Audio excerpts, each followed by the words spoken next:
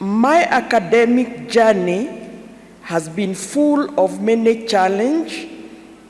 As a student mother and through health struggles, financial hardship, discrimination, and exclusion.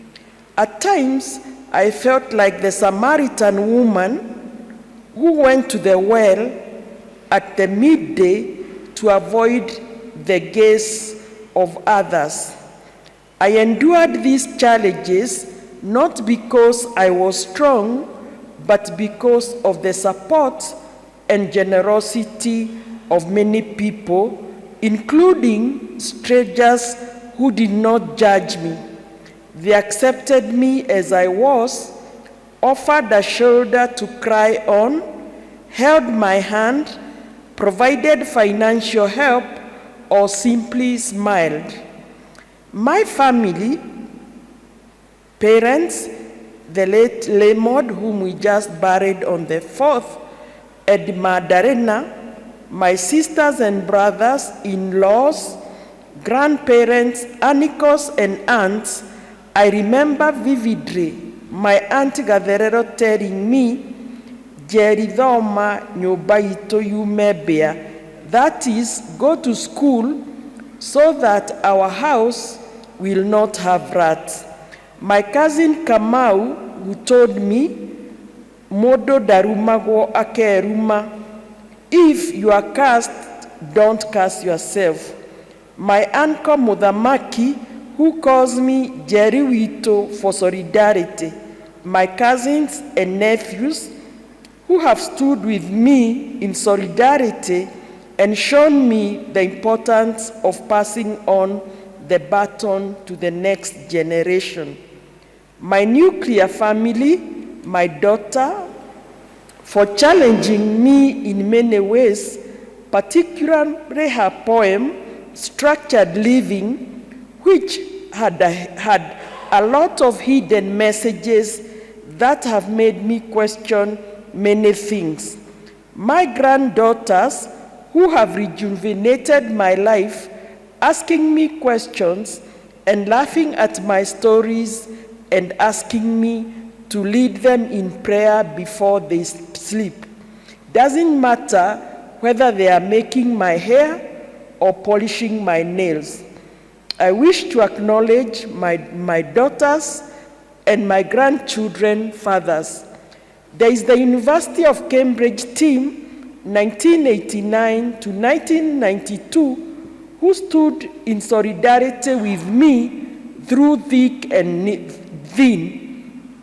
They include Modupe, Franca, and Ofona, who went to be with their ancestors, Henrietta Kalida and Generos Robinson. Others included Mushemi Gakuru, William Maema, Tim Maema, Sameruto, and the rest of the African society.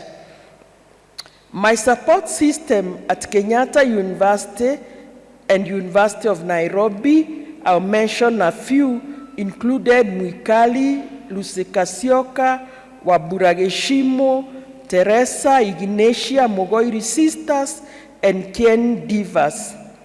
My academic mentors, Syria Nyamwero, Agnes Musyoki, Professor Michael Dako, who went to be the ancestors, David Kibo, and Michael O'Connor, who gave me a book on who controls industry in Kenya after my defense. This book was an indicator that a lot has to be done with indigenizing the economy. And it pains me to see the way we are handing over our economy to foreigners. Outside my gate, there is what they call, I don't know, Chinese square being placed at the university.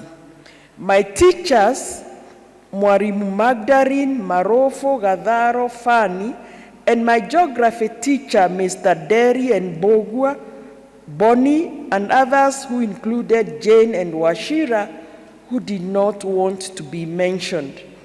The media fraternity that has created a platform for my popular publishing of my work.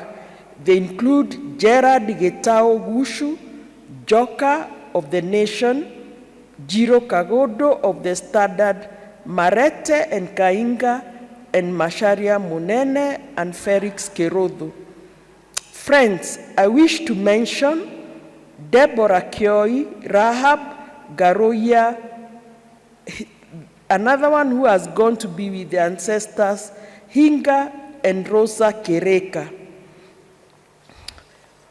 Then there are the American Friends of Kenya, who include Silva Wayne, Francine and Bill Adams, and Father David of the Black Flyers. Then there is Nairi of the 5 colleges, Beth Ginepro, who took me to the sites which showed me the history of industrialization in the valleys of Connecticut.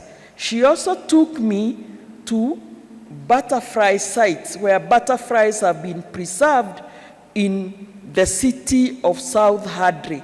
She took me to many places which included churches, branches, and so many other things.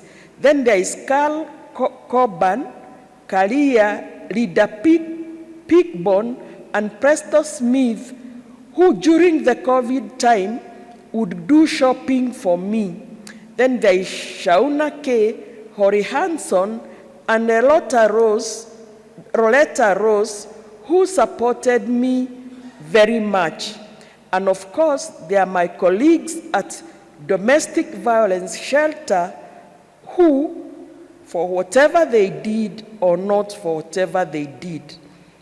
Editors and publishers include Angela, Juma, Matuda, Kainga, Frances Nyamchom, and of course the Daily Nation and Standard newspapers.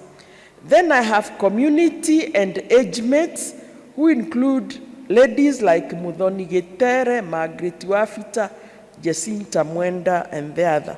And I cannot forget Njeri Muthe and Muthe Kafado for whatever they did me in my struggle as a single parent. And my data sources, Ignatius Gashero, Shoshoaga Kumo, Philomena Bali, Gojiriwa Bari, Frederick Dawa, and all the fraternity from Kamukoji. So, there are stories that used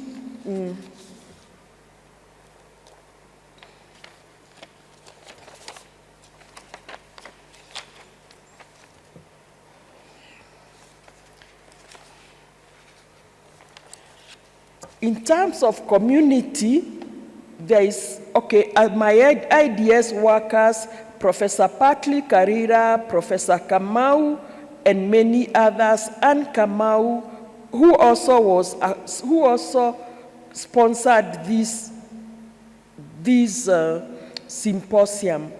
Among the community members are Karaja Wangeve, Wamaga, who went to be with their ancestors, and Ninawa Jenny, who used to tell me, Dhoma dokanaye kuhoya shube. Go to school so that you will not ask money for salt. Then there was Tata Firevi, Dhoma, like your father, who was always leading in school. My uncle, who always celebrated my achievement, na Mwaki wa Ihega. I also remember another person who went to be with the ancestors, the late Father Mokoi, for his message.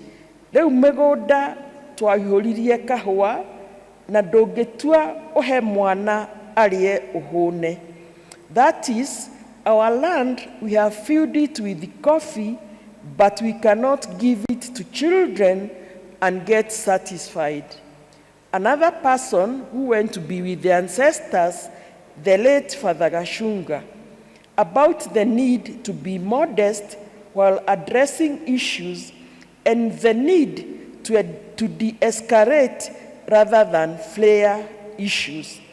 This message of Father Gashunga resonates with us today because of the way we are not being modest while handling issues, and the way we are escalating issues and failing them.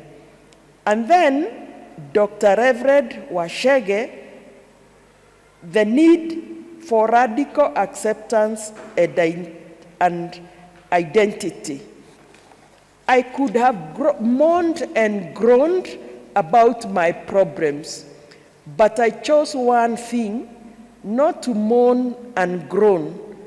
I also chose the path that is less traveled by, I would say, the path less traveled. I can continue narrating my problems at Medha Kagoni, Lingoge, without security or safety nets, but I chose a path supported by my sisters, brothers, nieces, and nephews, sometimes who never understood. I also remember, like Wairegi, when we were in the boat, they didn't understand why I was telling them on the need for education. Now, they have seen dams. I told them to think of buying land at Goigwa, Mangu investment, because Nairobi, Thika was expanding. But shia tumia shietekagio shiarara, that you brief women the next day. What I would like you to take away from my work, African women are not victims. They should not be viewed from a deficit model. The economy needs to be of circulation, not manipulative or extractive or exploitation. Community interests need to be balanced with individual interest in the spirit of Ubuntu. Healing is a slow process that needs to be based on the principles of nature, learning lessons from chameleons and the tortoise. I said there is so much anthropane caused by economy, anthropane caused by war, anthropane caused by what people call goons or whatever they call them. There is so much pain, but we can only heal using the principles of nature or learn lessons from chameleon and the tortoise. Understanding, and we should understand the concept of anthropane and replace it with the concept of poverty in socioeconomic analysis.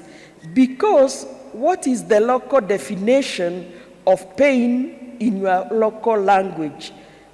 We talked of pain that caused by human being, and also understanding that we human beings are not disposable or subjected to minimization or maximization or being laid off because we need to reduce costs of the corporates. Understanding that the environment is our common home, like Pope Francis insists. Understanding that a seed does not land where it is thrown.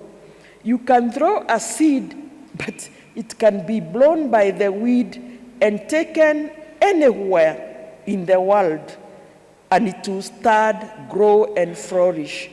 Whoever is in control, whether it grows, sprouts, is not in our hands. That every human being has the spirit to thrive, grow, like the tiny animal that thrives on dry woods, represented by the logo of the flower thriving on concrete on my book.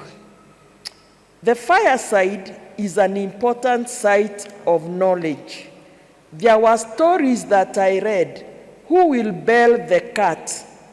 And this was a story based on rats, where the rats were debating, how do we bail the cat so that when he comes to the sitting room, we shall hear him and run away.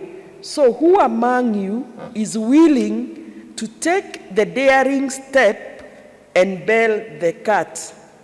Then there is the story of Kagogo Nahiti, told by Aunt Paulina. This story really makes my granddaughters laugh, because after a feast, the hyena decided not to go to the toilet because whatever he had eaten was too sweet. So what happens? He constipated, and the kagogo, or the crow, is the one that saved him. Then after that, the hyena did not take care of the crow. So the crow flew away, and one time when they met, the hyena asked the crow, "You are looking so beautiful, where did you go?" And the whatever it's called, the crow told him, "I went to the heavenly bliss." Then the hyena insisted on being taken to the heavenly bliss, and then all the hyenas, they assembled and they were taken to the heavenly bliss, and then the crow released its wings, and that was it. You can imagine why the hyena reaps. Then there is the childhood beetle game, whereby we would tie the beetle with a string, then we would sing the song, Muge wakwa wedhoa dhoe.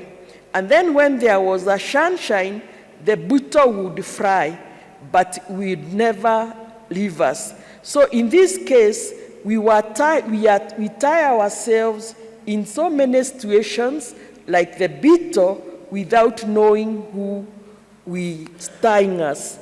Then for acculturation, we used to sing the songs like Mushere ne mwega nyoreago na geshiko, rereago tuakorea negereria geshiko. That rice is good, it is eaten with a spoon. When I want to eat, bring a spoon. So those who are talking about decolonization, they must start understanding how it happened. My principles, I won't tell you, but my turning points were my mother's teaching at the fireside of accountability. In the evening, my mother would always ask us, Mwatida mugekatia. That teaching of accountability is the basis of feminine economy. My father's critique to my first gender paper were influenced by Western paradigm of theory. He read it on the Standard or Nation that fathers don't take girls to school, and he was very mad with me. Then whenever I would call my father, he would always answer, "De kahoaini, I'm at the coffee time, I'm at the coffee farm." This made me to reject donor aid that financed research. Speech at my stepbrother's funeral, that my waboi nemuheani kiade, that is, she gave human beings a shoulder to cry. Then the piercing look, silent demeanor, and deep questions of my grandmother, Josephine Nyambura. She taught me importance of self-examined life. The analytical spirit and resistance of my maternal grandmother, whom people nicknamed her as Demenge, one who cuts, with her song, Biashokire, When Money Alive. My daughter's poem, Structured Living, which I have reported in the book Women and the Urban Economy. And my siblings' patience, generosity, and grace, as well as radical love. I've also been inspired by the living archive on the Matatu canvas, sayings and nature. Lived experiences are sources of data. For example, in one matatu I saw, it was written, Vumilia kama bibi ya mlevi. That is, be patient and persevere like the wife of a drunkard. And another one, if everyone is doing it, why not join them? Or the song, Maisha no Maya. So, all these are my canvas. That's what I try to interpret, and I have learned about institutions of hope, radical courage and determination, radical love and solidarity, working hard, an about spirit, and there is need to learn from the kitchen. That is, we should kitchenize our boardrooms. Equality between men and women or between races should not be mean like the submersion, like the situation where the river water enters the Indian Ocean and becoming part of the broken system. Those of us who have observed whether race or gender equality, they should see how we lose in the broken system, like the masculine system, when we want to work by their rules. Equality means, as a geographer, from the point of view of the Agujas Bay in South Africa, where the Indian Ocean meets the Atlantic, which means we stand bega kwa bega. That is, instead of competing, why don't we bring our warm current, like the Indian Ocean, stand next to each other, like at Agujas Bay in South Africa. And also, the research never stops. And one of the questions that I'm asking myself, are we building cities of the soul or cities of stone? And finally, after meeting Shosho Wagakumo last time, the topic I'm going to write about is the salt on the land. What happens when the salt arrived on the land? So thank you very much for listening to me. I don't want you asking Josie Saliva question, what are the key things that you have learned? I don't know what is the context of Ubuntu. Why don't you go and read books? Be active listeners. Listen to everybody. Listen to a sentence in the book before you draw your conclusion.